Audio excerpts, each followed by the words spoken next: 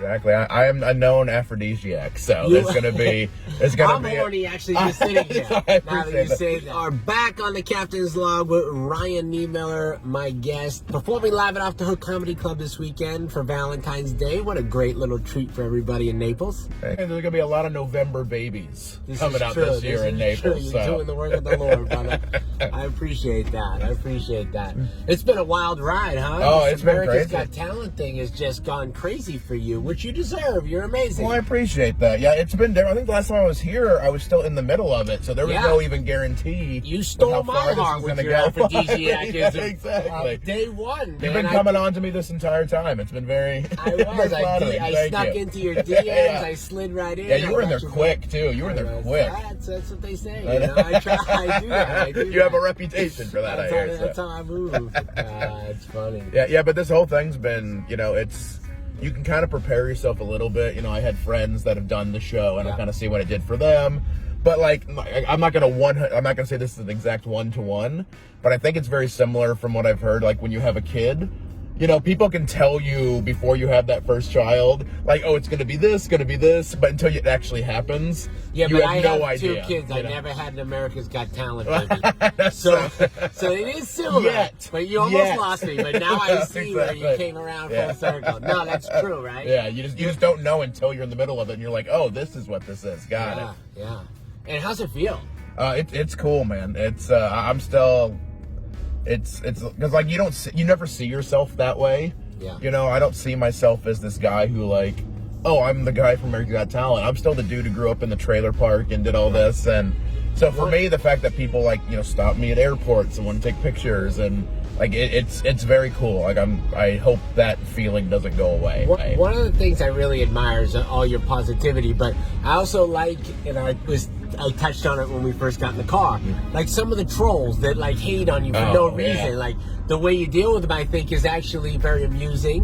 What do you feel like when they say dumb things or try to make fun of your jokes because you're saying something about your handicap or something?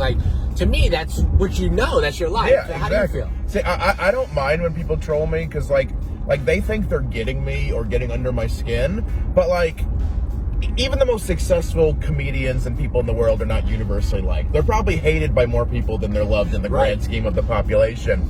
But they don't realize, they negative tweet, I screenshot that with a little comeback on it. I've now weaponized my fans to then buy tickets, come out to shows, support me even harder. That person that's trolling on me doesn't like me anyway, so I don't care. And they're never going to buy a ticket. They were never going to show up to a show. Chances of them showing up or even knowing anything about comedy are zero. Zero. These people just literally sit on the internet and hate on anything that they can find. It's so weird to me that people have that kind of time in their life. Yes, so I'm just trying to figure out a way, especially if someone does something that's particularly goofy or something so ridiculous. Hey, if I can turn that around and get my fans excited about me, hey, thank you. Thank you for the opportunity. Because I know not everyone's going to like me. It's a weird thing, especially, and AGT fans particularly, they're very passionate. So there's some that the ones that love you are super supportive, are going to make you feel like you're part of their family. But they're the ones that if I quote unquote beat out an act that they love, it was my fault somehow. Right. They're after me. When they do the eliminations, they just kind of randomly put you up against somebody. So it's one person made it, one person did it. There's no rhyme or reason. You weren't pit up against each other because you were the two competing. That's just how they do it. But I would eliminate someone, and then their fans would be like, I hate you. I can't believe you did that. And I'm no, I just got third. That's all that means. It doesn't mean that I personally, defeated them. That's not... By the way, guys, my guest, Ryan Niemiller, was a semi-finalist or a finalist? Finalist. Yeah, I got third place. Talent. I got third place overall. Did take third place. Stole the heart of everybody across America with the act. But they can find you on the gram, and you're Cripple Threat 8. Right? Yes. Which, by the way, I love it. I love the Cripple Threat. Yeah. It is literally one of my favorite taglines when you say I was gonna be a professional wrestler. And that's 100% true too. People think I'm making that up for whatever reason, like you don't get laid by telling people how much you love wrestling. Like there's no reason for me to lie. Unless you're The Rock, come on. Exactly, yeah. He can do whatever he wants, you know. But like, yeah, so I had that name. I wanted to be a pro wrestler. I trained for a few months to do it, and my back just couldn't take it. Like that stuff's hard on your body. Right. But I liked the name so much, and I was getting into theater and improv and comedy at that time. And I was like, I'll just be the Cripple Threat of comedy then. So funny, when I did the commercial this week, we put in there the Cripple Threat. Okay. And the girl that was recording was like, that's so wrong. It's Triple Threat. No. I'm going to change it. And then so I heard it come back, and she's like, it's the Triple Threat of comedy, Ryan Niemiller. I'm like, nope, it's really the Cripple Threat. Actually, she thought it was a typo. No.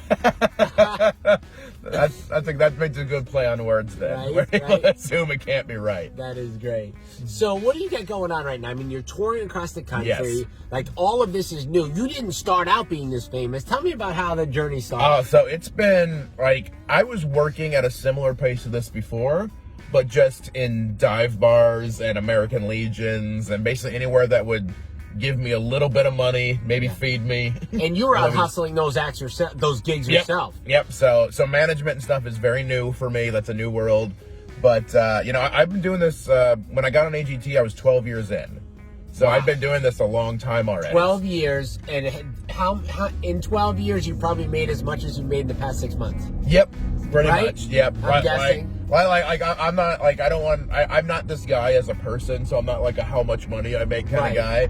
But you know, but you need to make money at least to live. Yes. And over those 12 years, I'm sure that was tough. Yeah. Like the cool thing is now, like if something happens and something has to be rescheduled, like in the past, if that happened, I might have to call my brother to borrow money to pay rent that month. Right, yeah. Now it's like, oh, well, I get to sleep then. Yeah, yeah. Which is a nice benefit. Which is like real life. Yeah. Because that's a struggle, man, being a touring comic. And how much of that were you headlining, and how much were you even just taking whatever gig you could get? So the last 2 or 3 years before it, I was mostly headlining. Right, because your act got so strong, no one could follow you anyway. Exactly. So that happens naturally, right? So I was headlining, you know, C clubs, smaller rooms, one-nighters, doing those. You know, great fun times, but like, I mean, you know how it is. You make 150 with no hotel, you know, that kind of thing. Sleeping in my car, doing all that. Yep. You know, getting by, like there's worse things than. And you're in showbiz, and people think that's already amazing. Oh, you're an amazing comic and headlining. Exactly, yeah. But it's a struggle. Yep, it is. I tell people I'm a 13-year overnight sensation. Like that's basically what happens because comedy, especially, it's like one of those businesses where you go from like not making any money. It's an expensive hobby for a long time. You put more into it than you're making. To, if everything works out, making more money than probably anyone deserves doing this. Absolutely. You know, yeah, at the end of the day, you're talking about your penis and you're just making jokes about your genitals and like you're just being goofy, and they give you a lot of money for it eventually if you're lucky. That's true. And speaking of hobbies, you have an interesting hobby that you do. Tell me about it, because I don't know. I know about video games, Super Mario. That's the only video game I even know about. Yeah, and maybe some of the new stuff that my kids play, but that's it. Yeah, so I'm a video game collector, so that's what I do on the road. I don't do, I don't have the normal stereotypical comic vices on the road of maybe partying a little too hard in places that you're at. I'm an old nerd, you know. I don't drink, I don't do any of that. I never have. So collecting video games is like what? Like you just look at them? I don't even know. I play them too. So I have consoles all the way from like Atari up till now. And I play the stuff I get, you know. I buy old Atari, and then you find a video game that works with that 1985 Atari. Yep.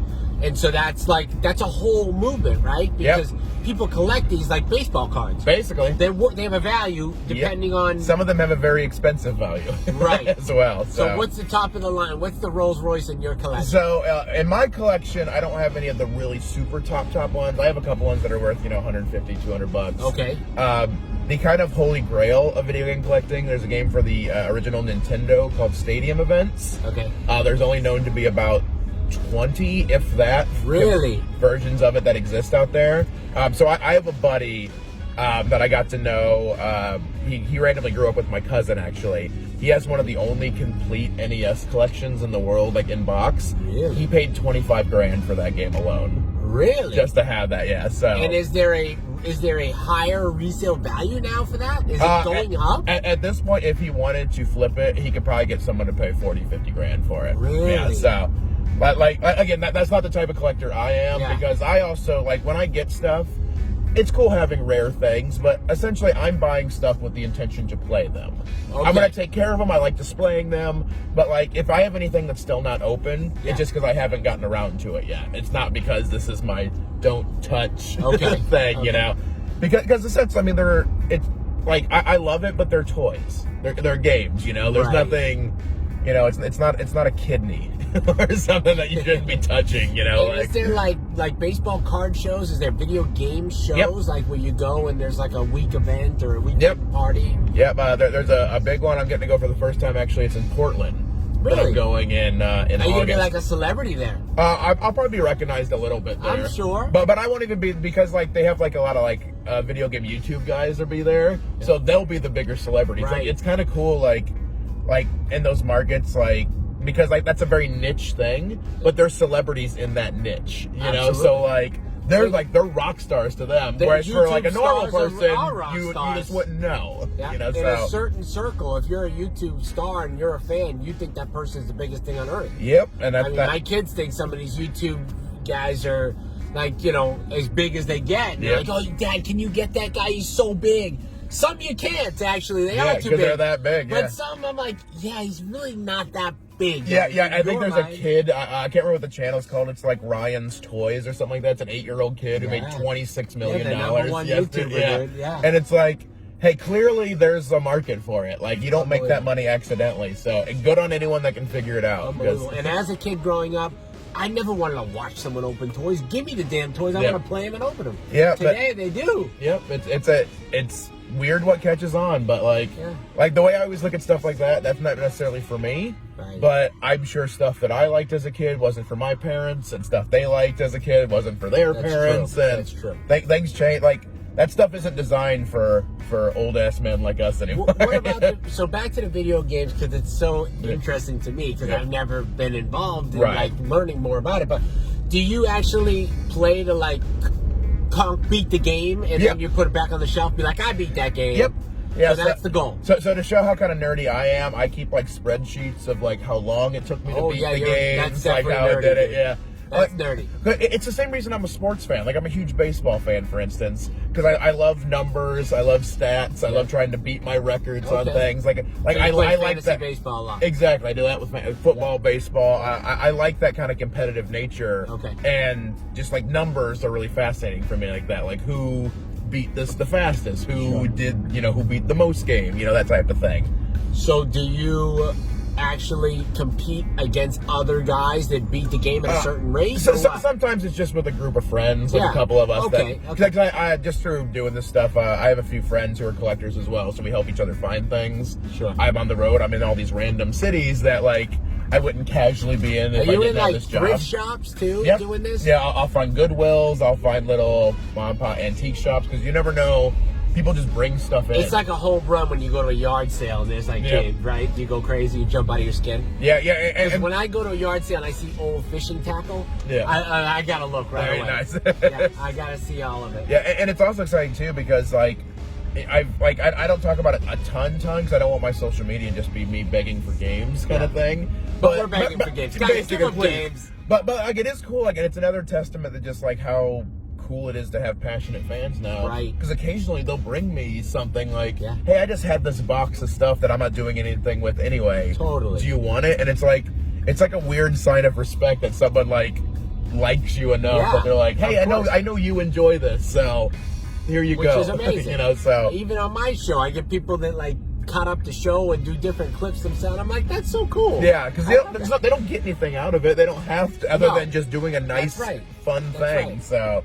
So I appreciate it. And for me, it's just something that, I probably don't have to tell you, the road can be lonely. You can get in a weird headspace. I'm gone from home all the time. My girlfriend lives in California, so I don't get to see her barely at all. Right. So you can get in a weird headspace. So having something like this that I think is more positive to like, I look forward to going to the video game stores. I look forward to searching around for things. Yeah, it keeps you motivated. It keeps you having fun and staying Well, staying faithful on the road. Hey, huh? that You're not also, gonna get, yeah. You're not going to get laid very often looking at a video hanging game out store, with, right? yeah, exactly. Yeah, so exactly. that's good. So she's happy. She's really promoting Yeah, this she's like, please hobby. get more It's a here. very good hobby for you, Ryan. You need to continue. You certainly are. She's like, here, take my card. Go Right, ahead, take my credit card. Buy a couple for me. That's great, guys. Ryan Niemiller is my guest. By the way, you can see him at Off the Hook Comedy all weekend. Valentine's Day, bring your little lovely lady out.